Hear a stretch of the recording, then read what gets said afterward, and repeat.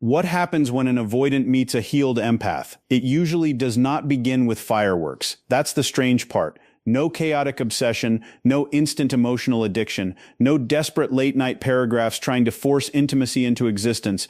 It begins quietly, almost suspiciously quiet, like two people accidentally lowering their weapons at the same time without realizing it. The avoidant walks into the connection expecting pressure eventually. They expect someone who will slowly demand access to every hidden corner of them. And the healed empath walks in already knowing what emotional distance looks like, already recognizing the subtle hesitation behind charm, the pauses between affection, the invisible wall hiding behind independence. But this time, something feels different. Because the empath is no longer trying to rescue wounded people into loving them correctly, and the avoidant can feel that difference immediately, even if they cannot explain it. The energy feels lighter, safer. There is emotional depth without emotional grabbing, space without punishment, warmth without suffocation, and for an avoidant, that combination feels almost unreal. It feels like standing near a fire that somehow doesn't burn them. That's why they stay longer than they plan to. That's why their guard lowers without permission. And honestly, if you've ever lived through a connection like this, you already know it doesn't just touch your heart, it exposes every survival pattern you thought was protecting you. So before we go deeper into this, because trust me, it gets painfully real, subscribe to the channel if these kinds of emotionally honest conversations are your thing. Most people talk about relationships on the surface. Here we talk about the parts people hide from themselves. The truth is, avoidants are not emotionally drawn to healed empaths by accident. It happens because healed empaths no longer carry the emotional chaos avoidants are used to managing. In the past, the avoidant may have encountered people who chased harder every time distance appeared. People who panicked at inconsistency. People who tried to earn closeness through emotional overgiving. But a healed empath moves differently. Their love no longer sounds like pleading. Their care no longer feels like control. They ask questions without interrogation. They give affection without making it transactional. And most importantly, they do not collapse every time space appears. That alone changes the emotional atmosphere completely. The avoidant starts relaxing around them in ways they rarely experience. Conversations feel easy. Silence feels safe. There's no immediate pressure to define everything. No emotional scoreboard constantly tracking reassurance. The avoidant mistakes this calm for casualness at first. They assume the empath simply doesn't care that much, but the reality is almost the opposite. The healed empath cares deeply, they just no longer abandon themselves to prove it. And that emotional self-control becomes magnetic, because deep down, avoidants are exhausted too. People think avoidants enjoy emotional distance, but many of them are trapped inside it. They crave connection while fearing what connection demands from them. So when someone enters their life carrying emotional warmth without emotional dependency, it feels like discovering water after surviving years in a desert pretending they were never thirsty. But the healed empath notices the walls almost immediately. Not because they are paranoid, but because they've lived through emotional inconsistency enough times to recognize its language before words are even spoken. They notice how vulnerability appears in small flashes and then disappears. They notice how intimacy increases one day and emotional distance returns the next. They notice the delayed responses, the subtle emotional exits, the discomfort that appears after moments of closeness. Years ago, the empath would have turned these signs into a mission. They would have studied every mixed signal like a puzzle to solve. They would have convinced themselves that enough patience, enough understanding, enough unconditional love could finally make someone stay emotionally present. But healing changes your relationship with emotional unavailability. You stop romanticizing people's potential and start paying attention to their patterns. That does not make the empath cold, it makes them honest. So instead of chasing reassurance, they observe. Instead of forcing deeper intimacy, they allow people to reveal their emotional capacity naturally. And ironically, this emotional restraint pulls the avoidant in even more, because now the avoidant feels curiosity instead of pressure. They feel respected instead of emotionally cornered. They begin opening up slowly, almost accidentally. Little truths slip out during late conversations. Old wounds reveal themselves in fragments. The avoidant starts showing parts of themselves they usually protect with silence, and the healed empath listens without trying to immediately fix, heal, or possess them. That's the part that becomes dangerous for the avoidant's defenses. because they are used to people reacting emotionally to their vulnerability. But this person simply understands it. Then comes the phase that confuses the avoidant the most, the calm beginning. It feels peaceful in a way they cannot fully trust yet. There are no emotional games happening, no guilt trips, no endless need for validation. The empath naturally gives space because they already learned that love cannot survive inside control. So the avoidant feels free while simultaneously feeling connected, and that combination starts lowering defenses they spent years building. They begin texting first more often, staying emotionally present longer, sharing more personal thoughts. Even their body language changes around the empath. The nervous system slowly relaxes. For once, connection doesn't feel like a trap closing around them. It feels like a place where they can breathe. But underneath that comfort, another feeling quietly starts growing: fear. Because emotional safety creates visibility, and visibility terrifies people who survived by hiding emotionally. The avoidant slowly realizes this empath is seeing beyond the curated version of them, beyond the independence performance, beyond the "I'm fine" mask. The empath notices the sadness behind emotional withdrawal, the loneliness hiding inside self-sufficiency, the fear disguised as needing space. And while part of the avoidant feels relieved to finally be understood without over-explaining, another part feels exposed in a way they cannot control. That is usually the turning point. Because once the avoidant feels truly seen, their nervous system starts sounding internal alarms they don't even consciously understand. The connection suddenly feels too real, too emotionally close, too emotionally important. And avoidants often do not run when they stop caring. They run when they start caring deeply enough for loss to become terrifying. Meanwhile, the healed empath senses the shift immediately. The energy changes, responses become shorter, affection becomes inconsistent. Emotional closeness suddenly meets resistance. But unlike their old self, the empath does not spiral into panic trying to force certainty out of someone emotionally overwhelmed.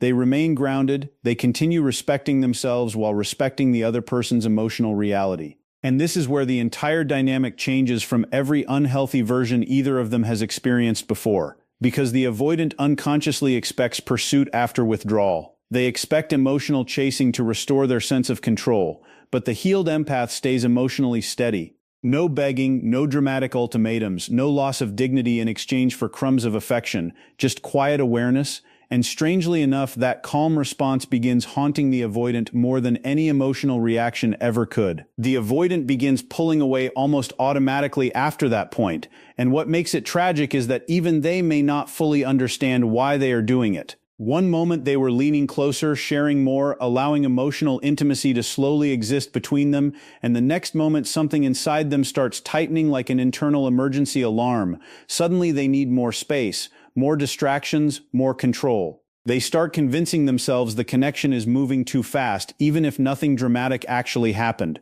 They become harder to reach emotionally, their replies lose warmth, their energy becomes inconsistent. And on the surface, it can look cold, almost calculated, but most of the time it is fear wearing the mask of emotional detachment, because avoidants are often deeply uncomfortable with how vulnerable real closeness makes them feel. They spent years surviving through emotional self-containment. Depending on nobody became their form of safety. So when someone enters their life and begins mattering deeply, their nervous system interprets that attachment as potential danger. The healed empath can feel this shift without needing it explained.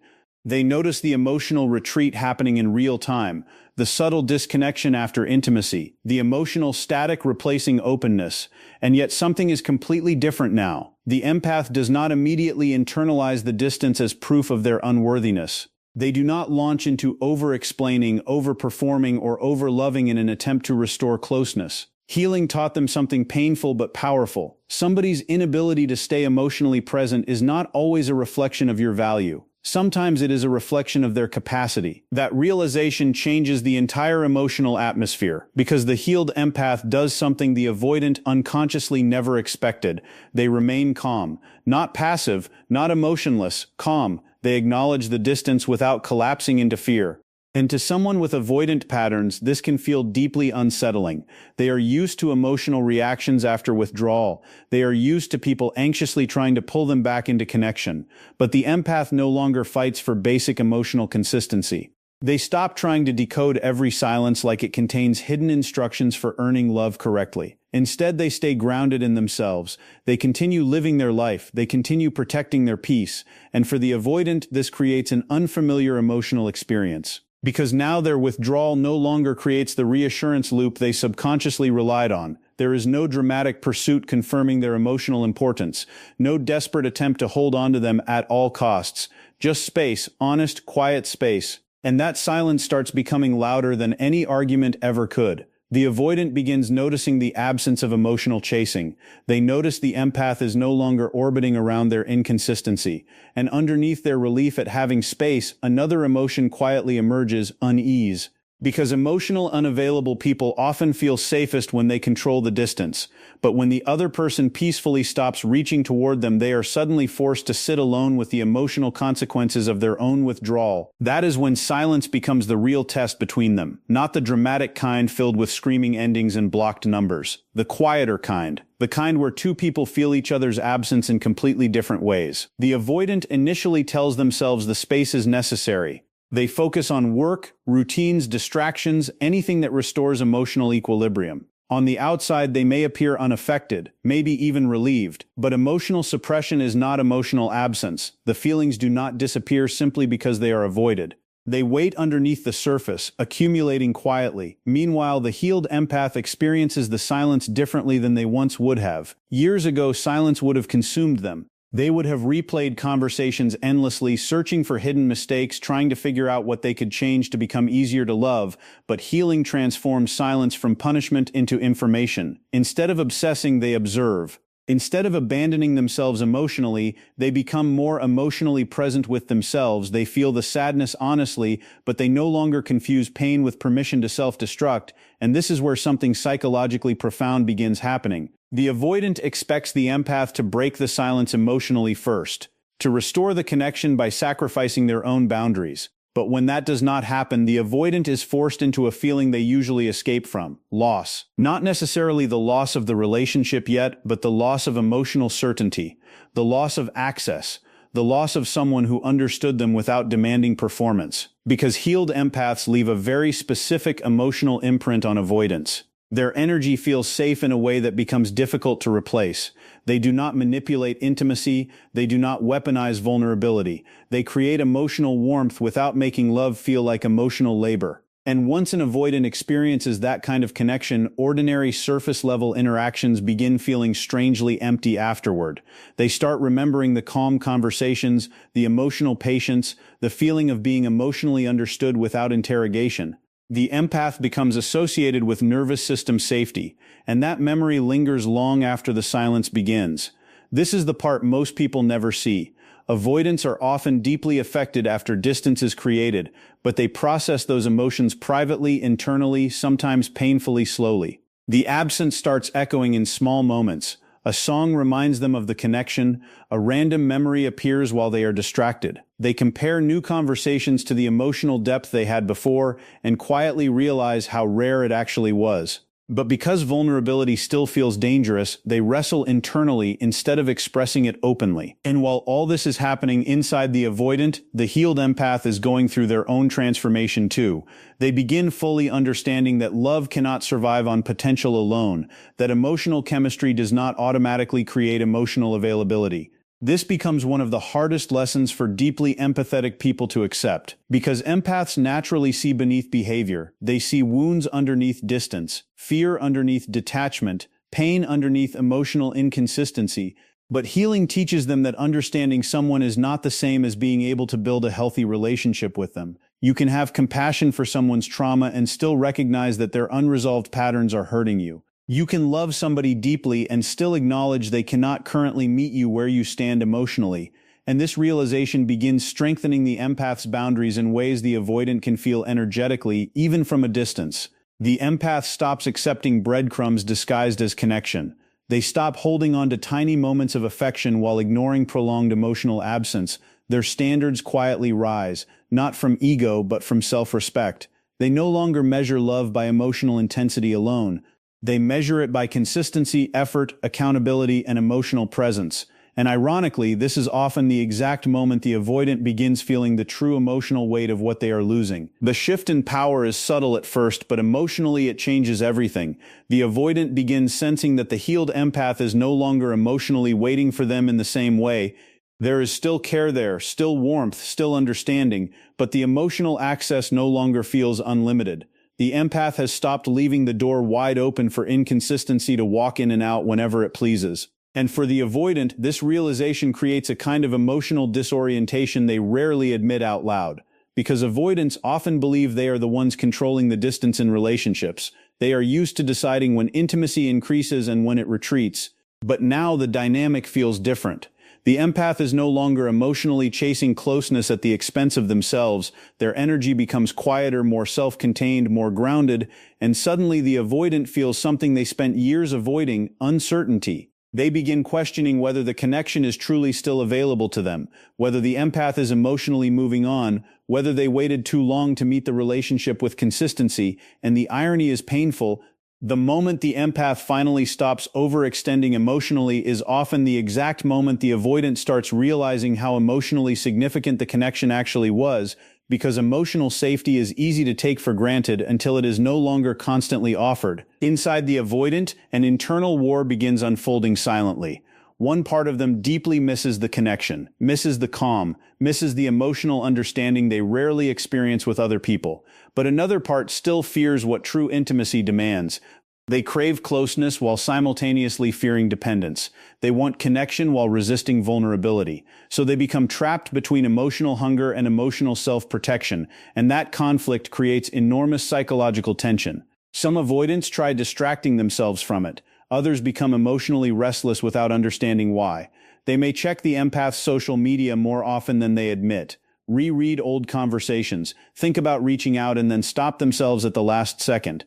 Because the deeper issue is not simply fear of rejection, it is fear of exposure. Fear that if they finally let themselves love fully, they will lose control of the emotional distance that once made them feel safe. And for many avoidants, control became survival long before romance ever entered the picture. That is why these connections affect them so deeply. The healed empath unknowingly challenges the entire emotional architecture they built around themselves, not through manipulation, not through force, simply through consistent emotional presence, and that kind of presence becomes impossible to forget once experienced. Meanwhile, the healed empath is learning one of the most heartbreaking truths of emotional maturity. Not everybody who loves you can meet you deeply enough to sustain a healthy connection. This realization hurts differently because the empath can still feel the avoidance care underneath the fear. They can sense the emotional conflict, the affection hidden beneath withdrawal, and that is what makes letting go so difficult. It would almost be easier if the connection had been entirely fake, but healing teaches the empath to stop confusing emotional depth with emotional readiness. Somebody can genuinely care about you and still lack the capacity to show up consistently. Somebody can miss you deeply and still retreat when intimacy becomes real. And this becomes a painful crossroads for the empath because they finally understand that compassion cannot replace compatibility. Emotional insight cannot heal another person's unresolved attachment wounds for them. No amount of patience can force somebody into emotional availability before they are ready to confront themselves honestly. So the empath begins grieving something more complicated than rejection. They grieve potential. They grieve what the connection could have become under different emotional circumstances. They grieve the version of love that almost existed but never fully stabilized in reality. And still, despite the sadness, they no longer betray themselves trying to save it. That quiet self-respect changes the emotional energy permanently. The avoidant can feel it even without direct conversation. The empath no longer responds from emotional starvation. There is no frantic energy left in them, no silent begging hidden beneath kindness. They still care, but they are no longer abandoning themselves while caring. And that emotional shift often triggers something unexpected inside the avoidant, a desire to reconnect. Sometimes it arrives suddenly. A late-night memory hits harder than usual. Sometimes loneliness exposes feelings they successfully suppressed for months. Sometimes they encounter emotionally shallow interactions elsewhere and realize how rare the empath truly was. Whatever the trigger is, the avoidant begins feeling pulled back toward the connection. But now fear mixes with regret, because they know something has changed. The empath they left emotionally waiting is no longer standing in the same place, so the reach out often comes cautiously. A simple message, a subtle check-in. something emotionally indirect enough to protect them from vulnerability if the response feels uncertain. But underneath that small gesture is something much heavier, the hope that emotional access still exists. And when the conversation finally happens again, the avoidant expects the old dynamic to return automatically. They expect warmth, emotional availability, maybe even relief from the empath, but instead they encounter something unfamiliar: emotional clarity. The healed empath responds kindly but differently. There is no desperation in their energy anymore, no immediate emotional overinvestment. They are present without losing themselves, calm without becoming emotionally detached. And for the avoidant, this can feel both comforting and terrifying at the same time, because now they are no longer interacting with someone willing to tolerate emotional ambiguity forever. The empath begins speaking with a level of honesty that changes the emotional atmosphere completely. Not accusations, not emotional explosions, just truth delivered calmly. Truth about inconsistency, truth about emotional absence, truth about what the connection felt like from the inside. And mature honesty is difficult for avoidants to escape from because it removes the emotional smokescreens. There is no chaos to hide behind, no dramatic fight distracting from the real issue, just two people standing face to face emotionally, with one finally refusing to shrink their needs to preserve the connection. In that moment, the avoidant often realizes something profound. The healed empath was never asking for perfection. They were asking for presence. And deep down, the avoidant knows that was the one thing they struggled most to give. And that realization becomes the beginning of the avoidant's real crossroads, because this is the moment where fantasy can no longer protect them. They can no longer hide behind the comforting belief that they simply haven't found the right person yet. The right person stood in front of them and offered emotional safety without control, understanding without judgment, closeness without emotional suffocation. The deeper question now becomes whether they are willing to confront the parts of themselves that made sustained intimacy feel threatening in the first place. And this is where people misunderstand avoidant healing entirely. Real change does not happen because somebody amazing enters your life. Love can expose wounds, but exposure alone does not heal them. Real change begins when the avoidant stops treating emotional distance as identity and starts recognizing it as protection. Protection built years ago, often long before adulthood, long before romance, long before they even had language for why closeness made their chest tighten. Healing requires them to sit inside discomfort instead of automatically escaping it, to communicate instead of disappearing, to remain emotionally present even when vulnerability triggers fear. And that process feels terrifying because it dismantles survival patterns they once depended on. Some avoidants do this work honestly. They begin therapy, they start examining their emotional reflexes, they learn how to stay instead of fleeing internally every time connection deepens. But others remain trapped in cycles of self-protection because healing asks them to surrender something they secretly worshipped for years: control. And no matter how deeply they loved the empath, love alone cannot substitute for emotional accountability. The healed empath eventually understands this with painful clarity. They realize they cannot carry both people's emotional growth on their back. For so long, empaths often mistake self-sacrifice for love. They become emotional translators, emotional caretakers, emotional rescuers. They convince themselves that if they can just understand somebody deeply enough, they can love them into becoming emotionally available. But one of the hardest lessons healing teaches is that compassion becomes self-destruction when it consistently ignores reality. The empath begins recognizing how often they once abandoned their own needs while trying to preserve connection, how often they accepted confusion in place of consistency because they believed patience would eventually be rewarded, and suddenly they see themselves differently. They see the exhaustion hidden underneath overgiving. They see how much emotional energy they spent trying to earn stable love from emotionally conflicted people. That awareness changes them permanently. Not into someone cold, but into someone who finally understands that healthy love should not require emotional self-erasure. So they stop trying to save people who are unwilling to save themselves. They stop translating silence into hidden affection. They stop turning emotional unavailability into a romantic mystery to solve. And perhaps most importantly, they stop shrinking their needs to avoid being too much for emotionally unavailable partners. The healed empath finally understands that wanting consistency, reassurance, communication, and emotional presence is not asking for too much. It is asking for reciprocity. Sometimes, that realization becomes the end of the relationship, quietly, without dramatic betrayal, without hatred. Just two people reaching the painful understanding that emotional chemistry alone is not enough to sustain a future together. And honestly, those endings often hurt the deepest because there is still love underneath them. The empath may still care deeply about the avoidant. The avoidant may still think about the empath constantly. But love without emotional stability slowly becomes emotional starvation. So the empath walks away not because they stopped loving, but because they finally started loving themselves too. And for the avoidant, that kind of ending lingers, because healed empaths do not leave behind emotional chaos when they go. They leave behind emotional clarity. They leave behind the memory of what healthy emotional safety felt like. And once someone experiences that kind of connection, it becomes difficult to fully return to emotionally shallow dynamics afterward. The avoidant may spend months, even years, quietly comparing future connections to the emotional depth they once had. They may replay moments in their head, wondering what would have happened if fear had not controlled so many of their decisions, wondering whether they lost something rare while trying to protect themselves from vulnerability. And sometimes that regret becomes the very thing that finally pushes them toward growth. But not every story ends in separation. Sometimes the avoidant chooses differently. Sometimes losing emotional access to the empath becomes the wake-up call that forces them inward for the first time in their life. They begin confronting the emotional loneliness hiding underneath their independence. They start recognizing how often they confused emotional suppression with strength.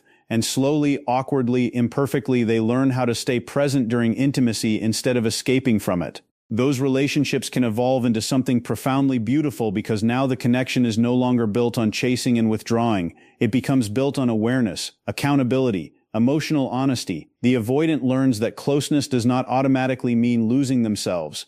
And the healed empath learns that love feels entirely different when it is finally reciprocated consistently instead of pursued endlessly.